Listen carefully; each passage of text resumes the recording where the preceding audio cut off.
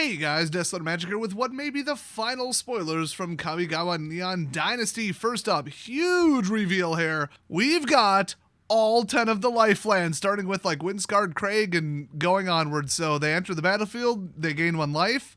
They're in the common slot. They're good for draft. They're just basic color fixing with a little fun little bonus on them. They don't appear to have printed Radiant Fountain, but yeah, these are going to completely and utterly ruin the game when it comes to the white-green life gain deck, so I'm looking forward to that.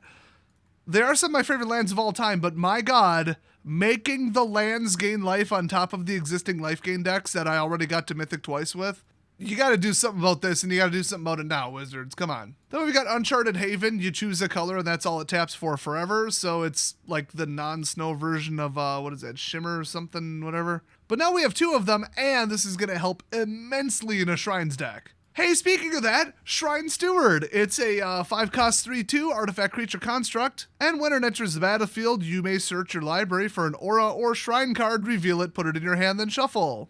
I mean, it costs 5, but like, yeah, I could see this in like the historic or the commander version of this deck, but without the shrine that generates mana, I just don't see it. And I don't think any of the 5 current ones in standard now or that are coming out with this do that.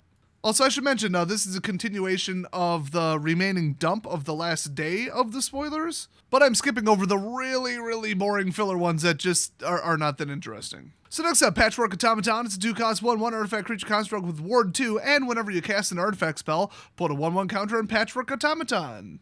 So it's not quite the Affinity Robo-Pupper, but I mean, I feel like this could get out of control, but it's cast, not enters the battlefield, so I don't know. Ward 2, though, I mean, geez, you put that on top of it, this could become more popular than you think. Also, I thought I already covered that, but I don't know, I couldn't find it. Next up, Eater of Virtue. It's one of the only rares we have remaining in the spoilers, so it's a 1-drop legendary artifact equipment, equip 1, and the equipped creature gets +2/+0, so that's, like, huge.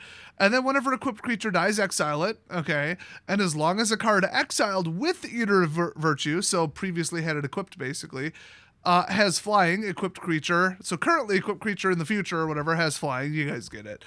The same is true for First Strike, Double Strike, Death Touch, Haste, Hexproof, Indestructible, Lifelink, Menace, Protection, Reach, Trample, and Vigilance, but not Ward or anything remotely up to date. This would take so many turns to get good. I don't really see it, but it's a +2 for 1. I mean, a 1-drop equip 1. Come on. Next up, Season of Renewal. This was a mistake. It's a 3-cost green instant. Choose one or both. Return target creature card from your graveyard to your hand, and then return target enchantment card from your graveyard to your hand. Not even just auras, not even non-auras. You could get a shrine. You could get an enchantment creature. You could get an aura. You could get a standalone enchantment. You could get anything, and then you get a creature on top of it. I mean, this is nuts. Next up, Tamiyo Safekeeping, aka Give Tamiyo a High Five. It's a 1-cost green instant uncommon, keep that in mind. Target permanent you control gains hexproof and indestructible till end of turn, you gain 2 life.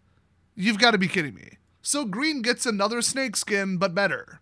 For almost all intents and purposes that a green deck would give a crap about, this is a counterspell. It could only really stop something, including an ability, a non-spell, just saying, that targets one of your creatures, but past that, it's a counterspell.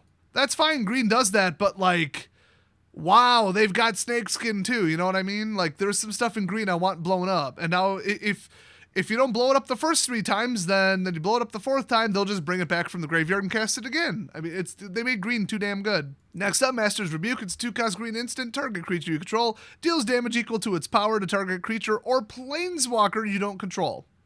Yeah, common slot, 2 mana, instant speed.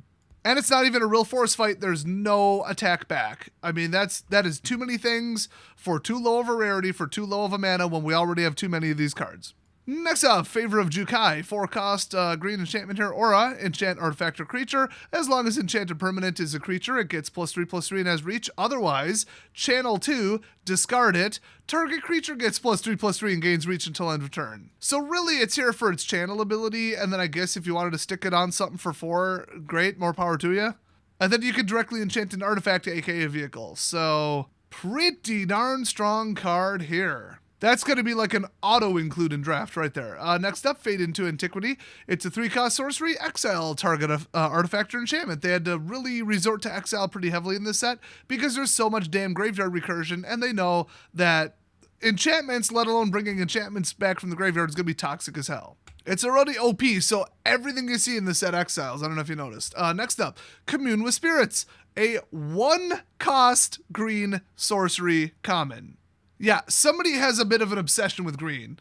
Look at the top 4 cards of your library. You may reveal an enchantment or land card, either one, from among them and put it into your hand. Not even on the top of your library, into hand for 1 mana. Put the rest on the bottom of your library in a random order. A land fetcher that can also, let's be honest, late game, grab an enchantment. In this set, in green, when green-white enchantments is already going to be the dominant deck. You've got to be kidding me. Also, Landfall, Scoot Swarm, actually white-green Landfall is the most powerful edition. That's still legal. Yeah, this card, I can't really say this card was a mistake. There's nothing wrong with this card. It's just a good card. It's just dropping it into the nightmare we have now. That's just pouring gasoline on a fire to try and put it out. Except I'm not convinced Wizards is trying to put it out. Next up, Careful Cultivation. 3 costs green, enchantment aura, enchant artifact or creature. As long as enchanted permanent is a creature, it gets +1/+3 and has reach, and it taps for 2 green. So pretty utility there, holy crap, but then also channel. You pay 2, discard it, create a 1/1 green human monk with add 1. Okay. Don't have 3, resort for the one that costs 2. I mean, both of these are pretty darn good. Pretty balanced card though, actually. Next up, Scrapyard Steelbreaker. Going to the remainder of the red ones here. There's not many because, I don't know, somebody in play design hates red and loves green. So 3/4 for 4, artifact creature, human warrior, and sacrifice another artifact. Scrapyard Steelbreaker gets +2/+1 until end of turn. So if you have 5 artifacts and 5 mana, you're going to get this thing +10 in the middle of combat after it already has not been blocked, because they decided to not write, you can only do this at sorcery speed on it, or you can only do this once per turn. So this is just going to be a ticking time bomb. I mean, it is 4 though, so like whatever, but still, I think they went a little too far with this one, obviously. Next up, the stupid card that everybody loves to hate, Towashi Song Shaper. The flavor text is, most uprisers augment their bodies for speed, strength, or protection, but this idiot just wants to be one with the music. Yep. So anyway, 2/2 for 2, whenever another artifact enters the battlefield under your control, it gets +1/+0 till end of turn. That's ETB, not cast. Next up, Ambitious Assault. It's a 3-cost instant. Creatures you control get +2/+0 until end of turn. If you control a modified creature, draw a card. That is just absolute value town for 3 in red. I mean, red likes to go faster than that, but everybody else not playing red likes it when red goes as fast as this instead. And, oh, I wasn't kidding. That is it. So I might go over like some tokens or, you know, whatever else comes out next or any surprise stuff they add in at the last second. Otherwise, that's it for the spoilers. So here's a spoiler for you, a little bonus. This set's going to be a disaster, but also I just uploaded the preview of Legacy's Allure, the mystery card game that you've all been hearing about for the last 2 weeks. That video is up. If you haven't seen it, go see it. Oh my gosh. Thanks for watching, and I'll see you guys next time.